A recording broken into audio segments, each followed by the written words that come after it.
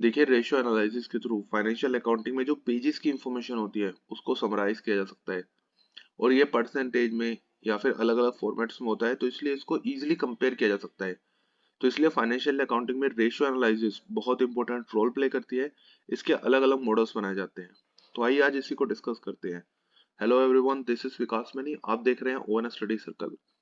आज की इस वीडियो का टॉपिक है financial modelling and analysis. Financial modelling ratio analysis model, जिसमें देखेंगे due point analysis, creditors, lenders, investor, turnover based ratio, या फिर कौन से पॉइंट्स फोकस करने चाहिए जब हम बात करते हैं बिजनेस को एनालाइज करने की थ्रू रेशियोज। कैसे इसके अलग अलग मॉडल्स डेवलप किया जा सकते हैं, कैसे कम्युनिकेट कर सकते हैं, ये सारे पॉइंट इस वीडियो में कवर करेंगे। Let's start the video. सबसे पहले बात करते हैं ड्यू पॉइंट एनालिसिस। इसके लिए देखिए, ये सोचते हैं कि प्रॉफिट कितने तरीके से बढ़ाया जा सकता है। पहला तरीका है नेट प्रॉफिट बढ़ा दे, जो मार्जिन है उसको बढ़ा दे। जैसे हम देख रहे हैं 1000 रुपए सेल दोनों में बराबर है, बट नेट प्रॉफिट जो है पहले 1000 रुपए पे 120 कमा रहे थे, अब 180 कमा रहे हैं। तो मार्जिन बढ़ाएंगे तो टोटल प्रॉफिट भी आपका बढ़ेगा। इसे हम कहते हैं net profit increase. Net profit divided by sale, देखिए यहाँ 12% है, तो प्रॉफिट अगर बढ़ाएंगे तो फिर आपका 18% हो जाएगा। दूसरा केस है कि सेल बढ़ा दे। 1000 रुपए की सेल थी, यहाँ हमने 2000 की सेल कर दी। तो इससे क्या होगा, जब सेल ज्यादा करेंगे तो अल्टीमेटली जहां प्रॉफिट 120 कमा रहे थे वहां 240 कमाएंगे।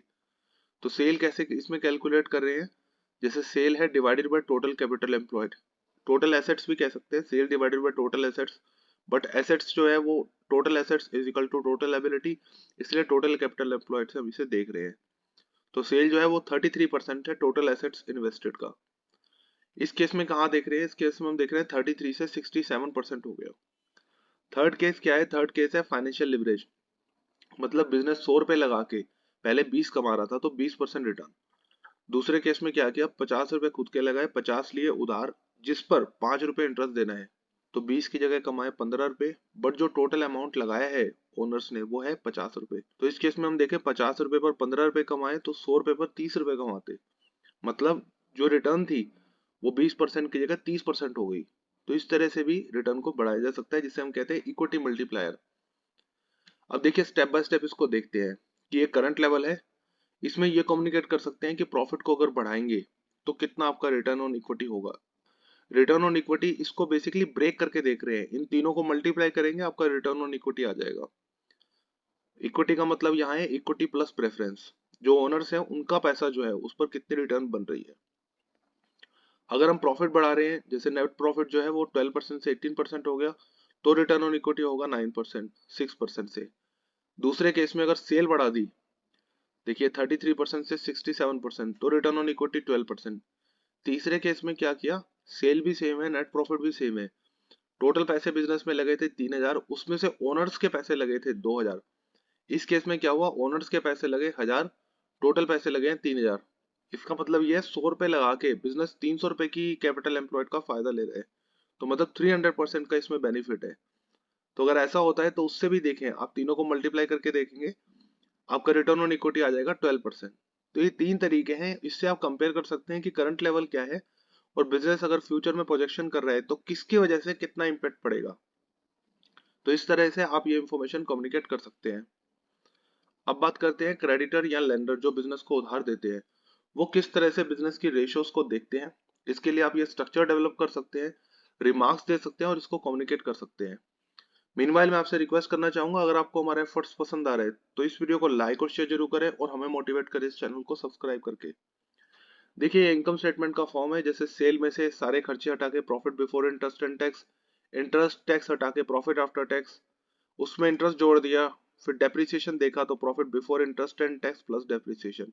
ये स्ट्रक्चर डेवलप किया है रेशियोज को एनालाइज करने के लिए, जो क्रेडिटर जिस तरह से रेशियोज को देखते हैं। इसके लिए क्या है, एक एक रेशियो को पहले समझेंगे, इसका क्या फॉर्मूला है, उसके बाद देखेंगे क्या ये इंटरप्रेट करता है। पहले बात करते हैं इंटरेस्ट कवरेज रेशियो। इसका फॉर्मूला क्या है, profit before interest and tax divided by interest. इसका मतलब क्या होगा, अब किसी को उधार देना है किसी ने, वो सबसे पहले देखा है कि मान लीजिए जो उधार दे रहे हैं उस पर ब्याज है 100 रुपए, और बिजनेस प्रॉफिट कमा रहे हैं 300 रुपए। मतलब इजिली वो ब्याज जो है वो दे पाएगा, और यही इसमें देखा जाता है। और जो प्रॉफिट है वो देखेंगे इंटरेस्ट से पहले, कि इंटरेस्ट से पहले उसका कितना प्रॉफिट है, तो profit before interest and tax. But मान लीजिए अगर 1 आता है, मतलब उतना ही प्रॉफिट है जितना ब्याज बन रहा है, तो ये बहुत रिस्की सिचुएशन है कि सारा प्रॉफिट अगर वो ब्याज में दे देंगे तो अल्टीमेटली जो बिजनेस के ओनर्स हैं या फिर बिजनेस को चलाने के लिए जो खर्चे हैं वो कैसे बियर करेंगे, रिजर्व नहीं हो पाएगा, फ्यूचर में अगर कंटीजेंसी है तो उसको बियर नहीं कर पाएंगे। तो ये अलर्ट साइन होगा। तो ये देखा जाता है कि कितने गुना प्रॉफिट है। अगर मान लीजिए बहुत ज्यादा प्रॉफिट है, जैसे मान लीजिए 15 गुना ज्यादा प्रॉफिट है, तो इस केस में देखा जाएगा कि जो weighted average cost of capital है वो कितनी है। हो सकता है कि वो ज्यादा हो, जैसे 18% है, बट फाइनेंस के साथ उसको 14% लिया जा सकता है। ये कैसे पॉसिबल है? अब मान लीजिए जो डिबेंचर है, जैसे लोन ले रहे हैं, उस पर देना पड़ रहा है 10%, प्रेफरेंस शेयर है उनको देना पड़ रहा है 12%, और जो इक्विटी है मान लीजिए उनकी ग्रोथ एक्सपेक्टेशन है 20%। तो अगर इक्विटी ज्यादा इन्वेस्टेड है तो इसका मतलब यह है जो वेटेड एवरेज कॉस्ट, तीनों को वेटेड एवरेज करके देखेंगे तो जो आपका रिटर्न एक्सपेक्टेड बनेगा वो ज्यादा बनेगा। बट अगर प्रॉफिट इतना ज्यादा है तो थोड़ा सा उधार लिया जा सकता है। इससे क्या होगा, जैसे डिबेंचर जो है वो सबसे सस्ता पड़ रहा है 10%, तो इससे क्या होगा, जो ओवरऑल बिजनेस की रिक्वायरमेंट होगी कि इतना परसेंट रिटर्न तो चाहिए, वो कम हो जाएगी। और जब ज्यादा पैसा लगा के बड़े स्केल पे बिजनेस कर सकते हैं तो इसमें देखेंगे कि क्या मार्केट को एक्सपेंड किया जा सकता है, क्या प्रोडक्ट और सर्विस की हाई डिमांड है। अगर एक्सपेंड किया जा सकता है तो इसमें मोर फाइनेंशियल जो है, इसमें मोर फाइनेंस लिए जा सकते हैं। बट कई बार मान लीजिए इंटरेस्ट कवरेज रेशियो दिखा रही है 1, तो उसके बाद ये नहीं है कि सिर्फ आप इंटरेस्ट कवरेज रेशियो के बिहाफ पे डिसीजन ले ले। फर्दर आप देखेंगे cash coverage ratio. Cash coverage ratio में सेम फॉर्मूला है बट डेप्रिसिएशन इसमें एड बैक किया जाता है। देखिए कुछ बिजनेस ऐसे होते हैं जिसमें बहुत ज्यादा कैपिटल के साथ वो स्टार्ट किया जा सकते हैं, तो उससे क्या होता है, डेप्रिसिएशन का बहुत बड़ा अमाउंट उसमें होता है। अब मान लीजिए सिर्फ अगर हम डेप्रिसिएशन को वापस एड बैक करते हैं, क्योंकि वो नॉन कैश एक्सपेंस है, हर महीने वो खर्चा नहीं हो रहा, तो मान लीजिए कैश कवरेज रेशियो दिखा रहा है 3.1। मतलब अगर हम profit before interest and tax देख रहे हैं तो दिखा रहा है मान लीजिए 1, बट कैश कवरेज रेशियो देख रहे हैं मतलब 3.5। तो इसका मतलब क्या है, इसका मतलब यह है कि एक्चुअल में बिजनेस के पास इतने फंड्स हैं, 3.5 गुना फंड्स हैं कि वो इंटरेस्ट पे कर सकता है। तो ये हो सकता है इंडस्ट्री टाइप की वजह से ऐसा है। तो इसलिए अगर कैश कवरेज रेशियो में सफिशिएंट अमाउंट दिखा रहा है कि कितने मल्टीप्लाई में प्रॉफिट है, तो इससे डिसीजन लिया जा सकता है कि उस बिजनेस को लोन देना है कि नहीं। अनदर इसमें होता है डेप्ट इक्विटी रेशियो। ये बेसिकली क्या बताता है, इसका फॉर्मूला है loan divided by preference plus equity. अब देखिए ये दोनों ही ओनर का पैसा है, प्रेफरेंस शेयर भी ओनर है, इक्विटी भी ओनर है, और लोन। इसका मतलब यह है, मान लीजिए उधार लिया है बिजनेस ने 50 रुपए और खुद का पैसा लगाया ओनर्स ने अपना 50 रुपए, तो डेप्ट इक्विटी रेशियो 1:1, मतलब आधा पैसा दूसरे का आधा पैसा खुद का। तो कितना पैसा दूसरे का है कितना खुद का है ये बताता है डेप्ट इक्विटी रेशियो। अब जैसे ये 14 दिखा रहा है, 0.14, इसका मतलब ये है 14 पैसे ही बिजनेस ने लोन लिया है, बाकी अपना खुद का लगाया है, तो ये हेल्दी साइन है। अनदर इसमें होता है टोटल एसेट टू डेप्ट रेशियो। इसका मतलब क्या है, फॉर्मूला देखें इसका, टोटल एसेट्स, बिजनेस में जितनी भी टोटल एसेट्स लगाई गई हैं डिवाइडेड बाय टोटल लोन। मतलब अगर बिजनेस ने लोन लिया है तो उस लोन का कितना गुना उसके पास एसेट्स पड़ी हैं। कि अगर मान लीजिए कोई एसेट है, जैसे 8 गुना ज्यादा एसेट्स पड़ी हैं बिजनेस के पास, तो उससे क्या होगा कि अगर उसको इमीडिएटली लोन की रिकवरी करनी पड़ी तो एसेट्स बेच के इजिली रिकवर किया जा सकता है। अनदर इसमें होता है proprietary ratio, preference plus equity, दोनों ओनर्स को प्लस कर लिया, प्रेफरेंस वाले को भी और इक्विटी वाले को भी, डिवाइडेड बाय टोटल एसेट्स। इससे क्या दिखा जाता है कि जो बिजनेस में टोटल एसेट्स लगी है उसमें से ओनर ने अपना पर रुपये कितना पैसा लगाया है। जैसे 1 रुपए में हम देख रहे हैं 0.88 बिजनेस ने खुद का पैसा लगाया, जो ओनर्स है उन्होंने। अनदर इसमें है कैपिटल गियरिंग रेशियो। इसमें देखिए कैपिटल गियरिंग रेशियो का मतलब क्या है, प्रेफरेंस शेयर जो है उनकी भी एक फिक्स लायबिलिटी होती है कि उनको एक फिक्स रेट देना पड़ता है, जैसे 12%। लोन लेते हैं उस पर भी फिक्स इंटरेस्ट देना पड़ता है, तो एक फिक्स लायबिलिटी है जो देनी पड़ेगी। इक्विटी शेयर जो है प्रॉफिट होता है तो देना है, नहीं होता तो नहीं देना है। तो इसलिए कितना ऐसा अमाउंट है एज अ फाइनेंस जो देना ही देना है, चाहे वो इंटरेस्ट हो चाहे वो प्रेफरेंस का डिविडेंड हो। तो कितना परसेंट रिस्क पे चल रहा है कि अगर जितना अगर ये इंटरेस्ट या डिविडेंड नहीं देंगे तो ये बिजनेस जो है उसके लिए बहुत नेगेटिव साइन है। तो ऐसी ऑब्लिगेशन कितनी है इसको देखा जाता है, और कितना मनी सेफ है कि ठीक है अगर इंटरेस्ट नहीं भी दे पाए या फिर डिविडेंड नहीं भी दे पाए तो भी चलेगा। तो इस केस में क्या करेंगे, loan plus preference share divided by equity share. तो यहाँ इस 0.60 का मतलब क्या है, इसका मतलब यह है कि 60% जो है, जैसे 60% जो है वो रिस्क पे चल रहा है कि 60% जो है फाइनेंस ऐसा किया गया है जिससे एक फिक्स अमाउंट देना पड़ेगा। अनदर इसमें देखते हैं कि इन्वेस्टर्स जो है वो कैसे रेशियोज के थ्रू बिजनेस को एनालाइज करते हैं। सेम इसमें हम इनकम स्टेटमेंट को देख रहे हैं। सेल में से सारे वेरिएबल खर्चे हटाए कंट्रीब्यूशन, फैक्ट्री के खर्चे हटाए ग्रोस प्रॉफिट, एडमिन सेलिंग खर्चे हटाए profit before interest and tax, interest tax. उसके बाद जो प्रॉफिट आफ्टर टैक्स होगा उसमें से डिविडेंड का पैसा दे दिया। इक्विटी के लिए प्रॉफिट कितना अवेलेबल है, सारा का सारा इक्विटी शेयर्स जो है वो प्रॉफिट नहीं लेते, थोड़ा सा वो रिजर्व रखते हैं क्योंकि फ्यूचर जो है वो अनसीन है। तो रिजर्व रखने के बाद कितना एक्चुअल में वो डिविडेंड ले रहे हैं वो है 270। तो इस तरह से आप ये स्टेटमेंट सबसे पहले डेवलप कर सकते हैं। अब एक एक रेशियो को समझते चलते हैं और साथ में उसके फॉर्मूला को देखते हैं। रिटर्न ऑन इन्वेस्टमेंट, इसका मतलब क्या है? अब देखिए, रिटर्न ऑन इन्वेस्टमेंट का मतलब होता है टोटल कैपिटल एम्प्लॉयड, कितना पैसा टोटल बिजनेस में लगा है, चाहे वो उधार का हो चाहे वो ओनर्स का खुद का हो, टोटल कितना लगाया है। तो उसके लिए कौन सा प्रॉफिट का लेवल को देखेंगे? प्रॉफिट का लेवल को देखेंगे पीबीआईटी, क्योंकि इस पे इंटरेस्ट देना है वो भी उधार के पैसे से लिया होगा तभी उस पर इंटरेस्ट देना है। और उसके बाद टैक्स या डिविडेंड जो इक्विटी है वो सब बात का है। सबसे पहले बिजनेस ने कितना पैसा लगाया कितना कमाया वो है profit before interest and tax. तो इसको profit before interest and tax divided by total capital employed. दूसरे केस में रिटर्न ऑफ डिवेंचर, डिवेंचर को क्या रिटर्न मिल रहा है? देखिए, डिवेंचर को मिलता क्या है? डिवेंचर को मिलता है इंटरेस्ट। तो इंटरेस्ट डिवाइडेड बाय जो भी टोटल लोन या फिर जो डिवेंचर का अमाउंट था वो। प्रेफरेंस शेयर को क्या मिलता है? प्रेफरेंस शेयर को मिलता है प्रेफरेंस डिविडेंड। तो जो उसको डिविडेंड मिला है डिवाइड करेंगे प्रेफरेंस शेयर से। Return on equity, return on equity का मतलब क्या है? इसको क्या मिलता है? रिटर्न ऑन इक्विटी को मिलता है पैट माइनस प्रेफरेंस डिविडेंड।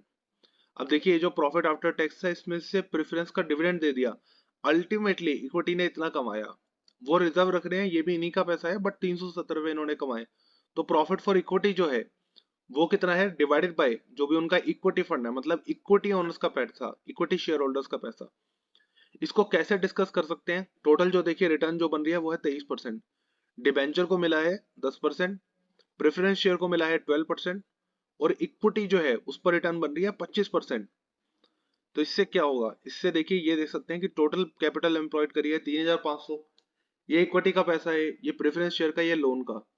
तो इसको अगर टोटल में परसेंटेज में देखेंगे, परसेंटेज टू 3500, तो टोटल बिजनेस में मान लीजिए 100 रुपए लगाए हैं, उसमें से डिबेंचर प्रेफरेंस के पैसे लगे हैं 29 और इक्विटी के पैसे लगे हैं 43। तो इक्विटी के बहुत ज्यादा पैसे लगे हैं, 43 लगे हैं।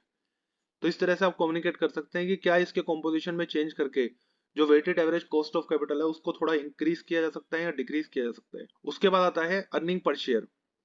इसको कैसे कैलकुलेट करते हैं? देखिए, अर्निंग पर शेयर में हम बात कर रहे हैं इक्विटी की। तो इक्विटी ने कितना प्रॉफिट कमाया, कितना प्रॉफिट उसके लिए अवेलेबल था, divided by equity share. Profit available था 370, टोटल इक्विटी शेयर कितने हैं? टोटल इक्विटी शेयर है 100। तो एक शेयर पे कितना प्रॉफिट कमाया? 3.7। तो ये देखा जा सकता है कि अगर एक शेयर है उस पर 3.7 रुपीज का प्रॉफिट हो रहा है। दूसरे एंगल से इसको पी रेशियो के थ्रू देखा जा सकता है। ये क्या बताता है? शेयर का प्राइस कितना है divided by earning per share. अब इसको कैसे कम्युनिकेट किया जा सकता है? मान लीजिए शेयर का प्राइस है 15 रुपए और अर्निंग कितनी हो रही है पर शेयर? वो है 3.7। तो 15 डिवाइडेड बाय 3.7, 4.05। इसका मतलब ये है 1 रुपए का प्रॉफिट कमाने के लिए 4.05 रुपए बिजनेस में इन्वेस्ट करने पड़ रहे हैं।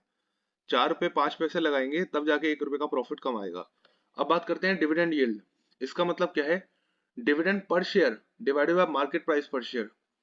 इसमें देखिए ये नहीं देख रहे कि कितना आपको इसमें प्रॉफिट जो है वो इक्विटी के लिए बना है। इसमें ये देख रहे हैं कि इक्विटी को एक्चुअल में कितना डिविडेंड दिया है, जो है 270 रुपीज। तो 270 रुपीज का डिविडेंड दिया है और टोटल मार्केट प्राइस कितना है? मार्केट प्राइस इसमें हम देख रहे हैं 20 रुपीज है। तो 20 से आप डिवाइड करेंगे 13.5, मतलब एक्चुअल में जो मार्केट प्राइस है। क्योंकि अगर ये इतना रिटर्न नहीं दे रहा तो इसको मार्केट में बेचा जा सकता है। मार्केट में बेचा जा सकता है शेयर को 20 रुपए में, और एक्चुअल में कितना डिविडेंड मिल रहा है? 270, मतलब 13.5 आपको जो है वो रिटर्न मिल रहा है। अगर इससे कम मिल रहा है और मार्केट में मान लीजिए रिटर्न इसमें मान लीजिए मिल रहा है 8%, मार्केट में रिटर्न मिल रहा है 12%, तो 20 रुपए में शेयर बेच के वहां इन्वेस्ट कर सकते हैं जहां 12% मिल रहा है। तो ये देखा जा सकता है कि एक्चुअल में कितना यील्ड हो रहा है। डिविडेंड पे आउट रेशियो, कितना इक्विटी के पास टोटल प्रॉफिट आया और कितना उन्होंने डिस्ट्रीब्यूट किया। 370 रुपए प्रॉफिट आया बट उन्होंने डिस्ट्रीब्यूट किया 270, तो 73% डिस्ट्रीब्यूट किया है। तो इसको देख सकते हैं डिविडेंड पर शेयर कितना डिविडेंड मिला divided by earning per share कितना अर्न किया था। अब बात करते हैं टर्नओवर बेस्ड रेशियो की, कैसे वर्किंग बनाई जा सकती है और कैसे इसको कम्युनिकेट किया जा सकता है। देखिए debtor turnover ratio, creditor turnover ratio, ये इसके फॉर्मूले हैं कि डेब्टर मतलब net credit sale divided by average account receivable. इसमें क्रेडिट सेल की जगह क्रेडिट परचेज, अकाउंट रिसीवेबल की जगह अकाउंट्स पेबल। डेब्ट कलेक्शन पीरियड है 36 डेज, क्रेडिट पेमेंट पीरियड है 45 डेज। इसका मतलब क्या है? मतलब पैसा जो जिसको सेल करी है उधार में उससे ले लेते हैं 36 दिन में, और पेमेंट करनी होती है 45 दिन में। तो यह हेल्दी साइन है क्योंकि पैसा आपको 36 दिन में मिल जाएगा, और बिजनेस ने प्रोडक्शन करने के लिए जो उधार में रॉ मटेरियल खरीदा है उसकी पेमेंट करनी है 45 डेज में। तो बिजनेस को जो वर्किंग कैपिटल है वो रखने की जरूरत नहीं है, क्योंकि फंड हो रहा है। आप जो सामान बेचेंगे उससे पहले पैसे ले लेते हैं। दूसरा इसमें देख सकते हैं स्टॉक टर्नओवर रेशियो। इसका फॉर्मूला है cost of goods sold divided by average stock. ये बेसिकली क्या बताता है? ये बेसिकली बताता है कि स्टॉक जो है वो कितना कंज्यूम कर रहे हैं in relation to average stock. 1:3 का मतलब क्या है? 1:3 का मतलब है कि अगर मान लीजिए टोटल बिजनेस में 4 यूनिट है स्टॉक की, तो उसमें से एक बिकती है, 3 होल्ड पे रह जाती है, तो 3 गुना स्टॉक जो है वो होल्ड है। तो ये बहुत डेंजरस साइन है, इसको कम्युनिकेट कर सकते हैं कि 1:3 बहुत ज्यादा डेंजरस साइन है। 1:1, 1:1.5 इतना सफिशियंट है। Fix asset turnover ratio. अब मान लीजिए जनरल होती है फिक्स एसेट टर्नओवर रेशियो, मतलब 10 रुपए की फिक्स एसेट लगा के 1 रुपए की सेल कर सकते हैं। पर मान लीजिए अगर करंट में अगर हम देखें 15 रुपए लगाने पड़ रहे हैं तब जाके 1 रुपए का प्रॉफिट हो रहा है। इसका मतलब क्या है? इसका मतलब यह है जो फिक्स एसेट्स हैं वो पुरानी है, उनको रिप्लेसमेंट की जरूरत है। क्योंकि अगर पुरानी है, रिप्लेसमेंट की जरूरत है, तभी उस पर ज्यादा आपके खर्चे हो रहे हैं, बार बार उसमें एडिशंस कर रहे हैं। तो इसमें देखना होगा। अगर 1:8 है, इसका मतलब यह है कि इसमें क्या है कि जहां 10 रुपए लगा के 1 रुपए की सेल हो रही थी, वहां 8 रुपए लगा के 1 रुपए की सेल हो रही है। तो एसेट को अच्छी तरह से यूटिलाइज किया जा रहा है। उसकी कैपेसिटी प्लानिंग जो है, उसकी एफिशिएंसी जो है वो इंक्रीज कर रहे हैं, मैनेजमेंट उसको बहुत अच्छे से यूज कर रही है। Working capital turnover ratio generally मान लीजिए होता है 1:6, मतलब 6 रुपए वर्किंग कैपिटल में अगर रखेंगे तब जाके 1 रुपए की सेल होगी। बट अगर करंट लेवल पे 8 रुपए रखने पड़ रहे हैं, इसका मतलब ये है 2 रुपए की वर्किंग कैपिटल जो है वो एडिशनल रिक्वायरमेंट होगी। बट अगर 6 की जगह 4 है, मतलब वर्किंग कैपिटल की रिक्वायरमेंट कम होगी। तो इस तरह से आप टर्नओवर के थ्रू कम्युनिकेट कर सकते हैं इस इंफॉर्मेशन को। अब बात करते हैं कौन से ऐसे पॉइंट्स हैं जो बिजनेस को फोकस करने चाहिए जब हम बात करते हैं रेशियोज के थ्रू फाइनेंशियल मॉडल को स्टडी करने की। सबसे पहले इंडस्ट्री वाइज कंपैरिजन किया जाना चाहिए। देखिए हर इंडस्ट्री जो है वो अलग अलग होती है। तो जिस इंडस्ट्री में बिजनेस वर्क कर रहा है उसी इंडस्ट्री के सेगमेंट में, जैसे मान लीजिए अगर कोई बाइक इंडस्ट्री है, तो बाइक से रिलेटेड जितनी भी कंपनी है उससे कंपैरिजन किया जा सकता है। ऐसा नहीं है बाइक वाले को आप ब्रेड वाले से कंपेयर करें। दूसरा इसमें ये देखना है कि बिजनेस अगर हाई प्रॉफिट दे रहा है तो क्या उसमें हाई कैपिटल इन्वेस्टमेंट की रिक्वायरमेंट भी है। क्योंकि अगर प्रॉफिट बहुत ज्यादा है पर हर 4-5 साल बाद बहुत ज्यादा फाइनेंस की, उसको कैपिटल की इन्वेस्टमेंट की रिक्वायरमेंट पड़ती है, तो उस फैक्टर को भी देखना चाहिए। अनदर इसमें पॉइंट है कि प्रॉफिट ज्यादा है बट क्या उसके साथ रिस्क भी ज्यादा है। अगर मान लीजिए प्रॉफिट बहुत ज्यादा है बट ऐसा है कि उसमें कि कभी एकदम से प्रॉफिट जीरो हो सकता है, तो उसमें रिस्क फैक्टर कितना है उसको भी देखा जाएगा। फिर इसमें देखें कि ठीक है जो करंट लेवल पर उसका प्रॉफिट है, जो करंट लेवल पे उसके फाइनेंशियल्स है, उसके साथ साथ फ्यूचर में कैसे उसकी डिमांड हो सकती है। बिजनेस ने कहीं से कोई फ्यूचर टाइप कर रहा है या फिर उसका एसोसिएट हो रहा है किसी कंपनी के साथ, तो उसका क्या इम्पैक्ट उस पर पड़ सकता है, उसको कंसिडर करके ही बिजनेस की जो रेशियोज है उसके थ्रू उसको एनालाइज करेंगे। तो आज की इस वीडियो में हमने रेशियो एनालिसिस के अलग अलग स्ट्रक्चर को देखा और देखा कि कैसे इससे आप कम्युनिकेट कर सकते हैं। I hope you like this video. Thanks for watching.